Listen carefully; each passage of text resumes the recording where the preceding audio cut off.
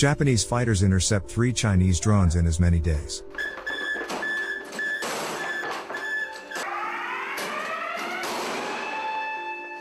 For the third time in as many days, the Japan Air Self-Defense Force has sent fighter jets out to monitor drones belonging to China's People's Liberation Army flying in the East China Sea in the Miyako Strait, which lies southwest of the island of Okinawa.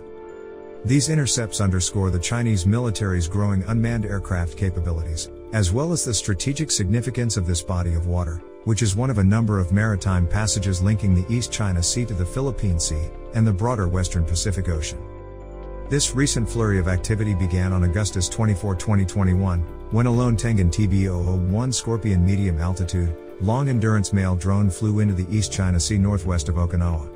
A single People's Liberation Army or PLA Harbin BZK-005 mail drone then flew a sortie back and forth through the Miyako Strait yesterday. Today, another TB001 conducted a similar flight through the Miyako Strait. In all 3 cases, the JASDF scrambled fighters to investigate the Chinese drones' activities. On both August 25 and August 26, one Shanxi Y-8Q Maritime Patrol plane and one Shanxi Y-9JB electronic intelligence aircraft accompanied the drones on their flights, according to Japanese officials. The JASDF did not report any other PLA aerial activity related to the TB001 sortie on August 24. BZK-005 series drones are primarily long-range intelligence, surveillance, and reconnaissance ISR platforms, and the original design was reportedly capable of flying continuously for up to 40 hours at a time. The standard BZK-005, which was first unveiled in 2006, has a single pusher propeller, a pair of swept main wings, and a twin boomtail configuration. The PLA did also unveil an armed variant, with a revised center fuselage, known as the BZK-005C, in 2018. The main sensor system seen on most BZK-005 variants is a turret under the nose of a type that typically contains a mix of electro-optical and infrared full-motion video cameras.